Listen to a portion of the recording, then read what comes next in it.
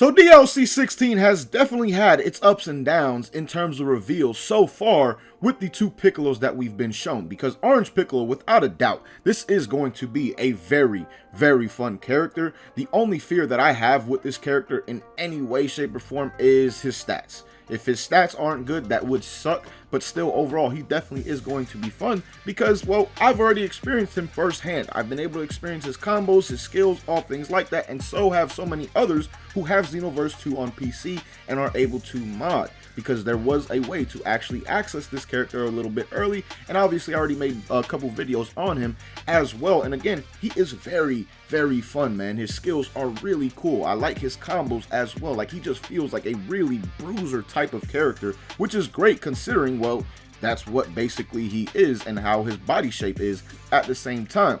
Now, we also do have some, what I consider to be very low lows, and I think Power Awakening Piccolo almost bothers me a little bit more than Dragon Ball Super Gohan does, because Dragon Ball Super Gohan in DLC 15, I almost felt like he was like a fill-in character to make the DLC 3 characters instead of just 2 characters with Gamma 1 and Gamma 2, because honestly, that is a character that had no business being in these DLC packs at all, because he brings nothing new to the table at all in any way. Like, he has no brand new skills in the movie, doesn't really do anything new in the movie. The only thing cool that he did in the movie, you could say, is when he actually transformed into Potential Unleashed. But besides that, he doesn't do anything that would be considered brand new. So again, I could understand why he was a completely reworked character, and the skills that he had that were somewhat new were just reworked versions of what was already in the game.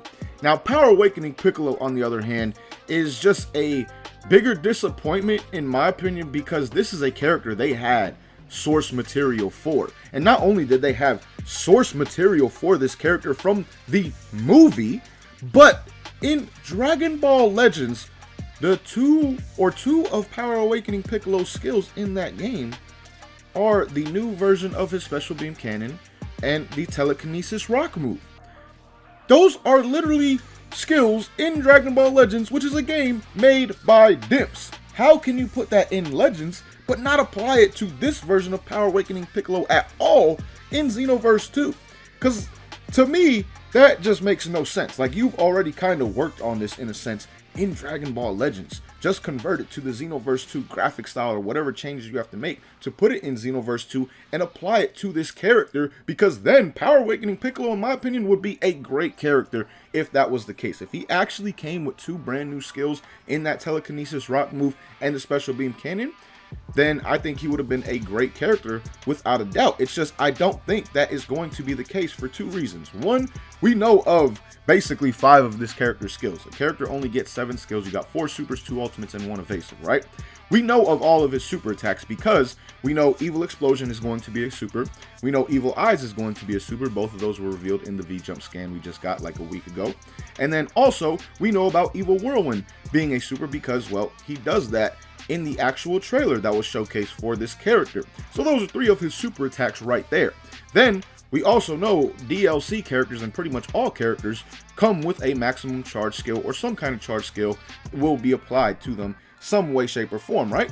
So that 4th super will be a charge skill, and then we know of 1 ultimate with the reworked light grenade. So all that's left for this character is another ultimate and an evasive. Now, is it possible that this secondary ultimate is the Special Beam Cannon from the actual movie and that is in Dragon Ball Legends? Yes. Is it possible that this evasive is the Telekinesis Rock move? Yes. But there is a second reason, like I said, that I don't feel this is the case, because if he actually had some new skills, wouldn't they have showcased those over rework skills? Like, wouldn't you want to show off the brand new stuff in the V-Jump scan and in the trailer, as opposed to stuff that is just reworked? Like, to me, that makes the most sense without a doubt. Like, how or who would think, I have these new skills for this character, but let's showcase some rework skills of stuff that's already in the game, to not get the fan base as excited as they should be for Power Awakening Piccolo. Like, that to me, again, it just would not make sense for a gaming company to promote a character like that. So for that reason as well, I don't think that this character is getting any brand new skills. Now, like I said, there is some kind of possibility that that secondary or ultimate and the evasive are those two skills that I talked about. But I also just really want to highlight how disappointed I am with this character again, because like I said, it's not like DBS Gohan. Power Awakening Piccolo in the Dragon Ball Superhero movie literally is tied for the most source material in terms of skills that could be applied to a character in Xenoverse 2 with this DLC, because Orange Piccolo, well, clearly they made up skills for this character for a reason, because, well, he didn't really do much in the movie that would be considered a new skill, so that's why he has some made up stuff. Beast Gohan does do two things in the movie that could be considered a skill: his special beam cannon and the beast kick, right?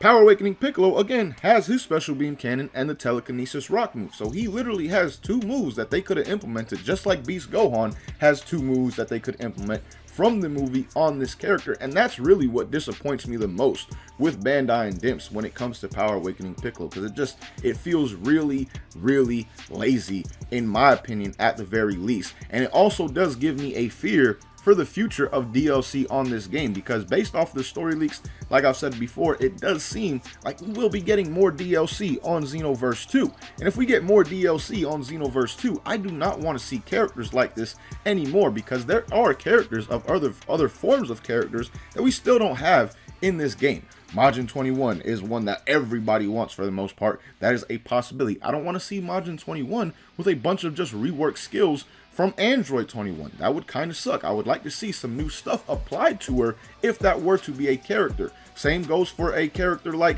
Ikari Broly. That's another one that gets mentioned a lot. That would be another form of a character already in the game. I don't want to see the same skills that DBS Broly already has applied to Ikari Broly if he were to be added, just having them reworked. I want to see some new skills for these characters. Now, if you want to throw in rework skills along with the new stuff, I'm completely fine with that. That just makes the character themselves a little bit more unique and a little bit more fun, but they have to come with some new skills, in my opinion, if they want to keep implementing these characters in paid DLC updates. Because if not, honestly, these characters should be applied to free updates, in my opinion, at the very least. Because think back, these characters are really honestly similar to characters like we used to get in free updates with like Super Saiyan Blue Vegeta and Goku when they got their updated versions from the Goku Black arc, when we got Awakening Hit. Those characters were implemented as free update characters, came with brand new skills. Yes, they had the same combos as the ones that were already in the game,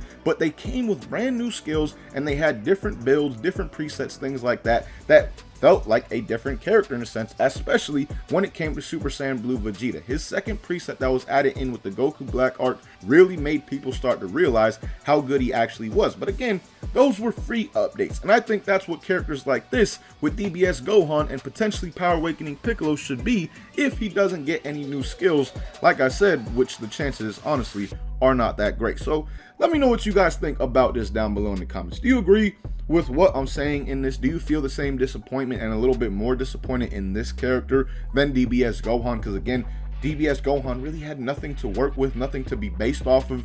Power Awakening Piccolo, there was stuff that they could have implemented, and it's literally in Dragon Ball Legends at the same time, which just really confuses me that much more, because again, Legends is made by Dimps. But again, let me know what you guys think down below in the comments about this. Let me know your thoughts, all things like that. Until next time, thank you guys for watching. Hope you enjoyed, and as always, hope you have a good one. Peace, y'all.